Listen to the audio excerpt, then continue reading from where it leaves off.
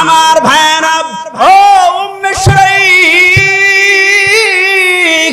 ওই মরুভূমিতে নিয়ে গেছে, একদিন নয়, 2 দিন নয়, 3 দিন পর্যন্ত নিয়ে গেছে। 3 দিন পর্যন্ত পানি দেয় নাই রে ভাই, 3 দিন পর্যন্ত পানি দেয় নাই, খাবার দেয় নাই। মহিলাটা উটের উপরে,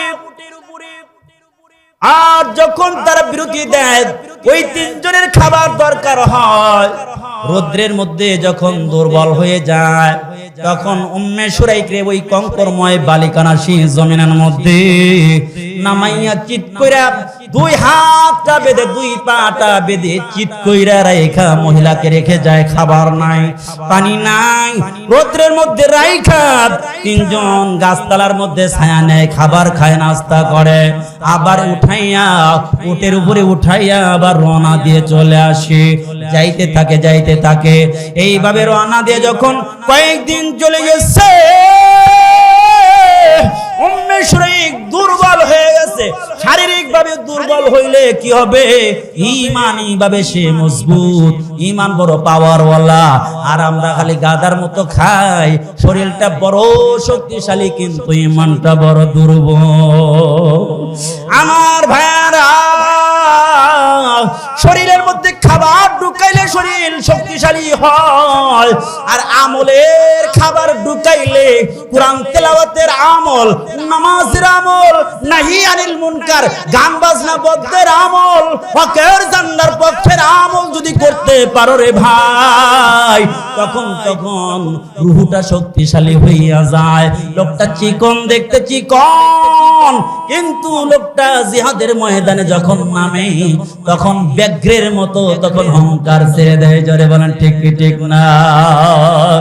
আমার ভাইরা, উম্মে শুরাইক যেন জীবন চলে যাবে। উম্মে শুরাইকরে কঙ্করময় জমিনের মধ্যে, গরম জমিনের মধ্যে নামাইয়া 2টা হাত বেঁধে, পা 2টা বেঁধে 3 জন নাস্তা করার জন্য গেছে। গাছতলায় বসে বসে নাস্তা করে। উম্মে শুরাইক তখন আকাশের দিকে, আকাশের মালিকের ডাইকা বলে, ইয়া কারীম,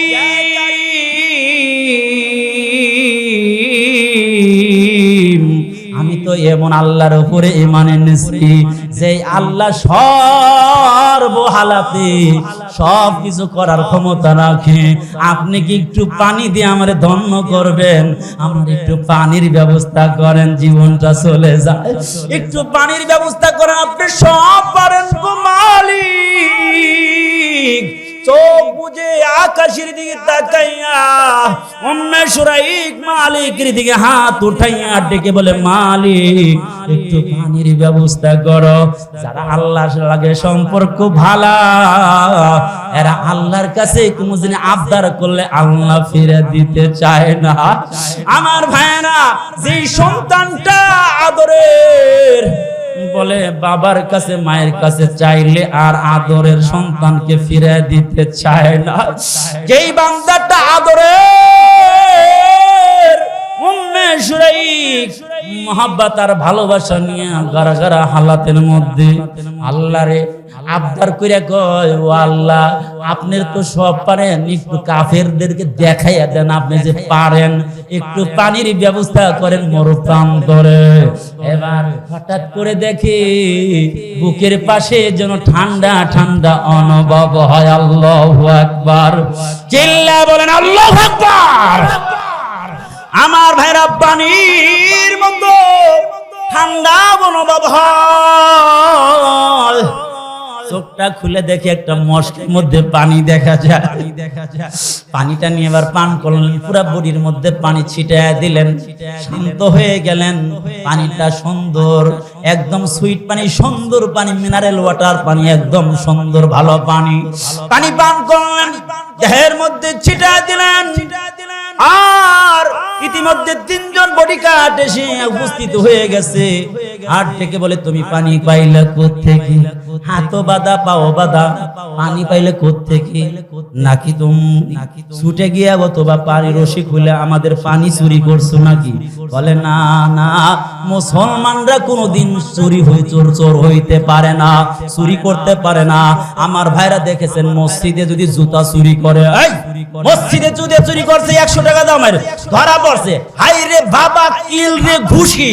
অথচ এই দেশের এমপি মন্ত্রী এমন আছে, এমন নেতা আছে কোটি কোটি টাকা চুরি কইরা আমার ভাইরা পেপার পত্রিকায় ধরা পড়েছে, ফিলাসের হাইলাইট করে লেখা হয়েছে।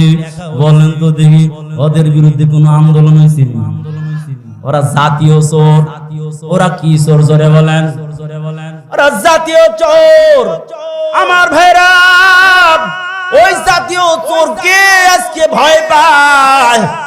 কারণ কি রে ভাই? জাতীয় চোরকে ভয় পাওয়ার কারণ আল্লাহ রাসূল বলেছেন, শেষ জামানায় মুসলমানদের ঈমান থাকবে, কিন্তু তাদের মধ্যে দুইটা কাজ করবে, হুব্বুদ দুনিয়া ওয়া কারাহিয়াতুল মাউত। এক নম্বর হলো দুনিয়ার মোহাব্বত দিলের মধ্যে ঢুকে যাইব। কি হইছে? দুই নাম্বার মৌতের ভয়। একটা দুইটা মারতেছে, সামনে আমি কিছু কই না, কইলে পরে তো আমার ধরবো। আছে কি নাই? হুব্বুদ দুনিয়া ওয়া কারাহিয়াতুল মাউত। মরুক তো ওরা মরুক, মিছিল করে তো ওরা করুক, আমি কি লেগে যদি ধরা পড়ি 2 বছরের নিচে ছাড় নাই। আছে না নাই? আমার ভাইরা উম্মে শুরাইক, আমরা চোর না, মুসলমান চোর হতে পারে না। জাতীয় সম্পদ, দেশের সম্পদ চুরি করতে পারে না। চুরি করলে মুসলমান থাকতে পারে না। আমার ভাইরা আমরা কোন অবস্থার মধ্যে আছি? জায়গা উম্মে শুরাইক ডেকে বলে, আমি তো চোর না। বলে পানি পেলে কোত্থেকে? কয় ওই যে কবলের ক্ষমতা নাই, দেবতার ক্ষমতা নাই, লাতের ক্ষমতা নাই, উজ্জার ক্ষমতা নাই, মানাতের ক্ষমতা নাই। আমি তো এমন মালিকের উপরে ঈমান এনেছি যেই মালিক পানি মাধ্যম ছাড়াও দিতে পারে। আমি মালিকের কাছে পানি চেয়েছি, আমার আল্লাহ এই জায়গায় সুন্দর স্বচ্ছ পানি পৌঁছায় দিয়েছেন। আমার আল্লাহ এই 3 জন তদন্ত নিয়ে দেখলো, পানি কোথায় দিয়ে বুঝলো? কোনো মানুষ নাই, জন নাই, আমরাই মাত্র 3 জন। আরশি দিয়ে বাঁধা আছে, পাও বাঁধা, হাত বাঁধা। পানিতে আসলো কোত্থেকে? এবার বুঝতে পারলো উম্মে শুরাইক যে এই মালিকের উপরে ঈমান এনেছে, ওই মালিকই ঠিক। আর আমরা মালাতুজ জামানাতের যে পূজা করি, এই পূজা দ্বারা দুনিয়ায় উপকার করতে পারবে না, আখিরাতে তো উপকার করতেই পারবে না। আমার ভাইরা হকের আওয়াজ দিয়েছে একজন মহিলা, সাথে সাথে 3 জন কালেমা পড়ে মুসলমান। এবার দেখেন কত নির্যাতনের শিকার হয়েছে। ছোট্ট বাচ্চাও যদি হকের আওয়াজ দেয়, দুর্বল লোক যদি হকের আওয়াজ দেয়, আর হকের উপরে যদি সে অটল থাকে, যদিও সে সাময়িকভাবে নির্যাতনের শিকার হয়, দেখবেন এক সময় হক বিজয়ী হবে। বাতিল কখনো সে মাথা ছাড়া দিয়া হঠাৎ করে উঠবে, দেখবেন আগুনের মধ্যে মুহূর্তের মতো এগিয়ে যাবে, নিভে যাবে। 3 জন মুসলমান হয়ে যায়। উম্মে শুরাইক আমার কালেমা পড়া মুসলমান বানায় দাও। তখন কালেমা পড়া মুসলমান দেয়, আশহাদু আল্লাহ ইলাহা ইল্লাল্লাহু ওয়া আশহাদু আন্না মুহাম্মাদান আবদুহু ওয়া রাসূলুহু। আমার ভাইরা নামাজের সময় হয়ে গেছে। যাই হোক, অগুছালো কথা, কিছু কথা বললাম। আমাদেরকে ঈমান ঠিক রেখে আমিলুস সলিহাত, নেক কাজ করে যদি আমরা দুনিয়া থেকে যাইতে পারি, তাহলে আল্লাহ পাক মাফ কইরা জান্নাতুল ফিরদাউস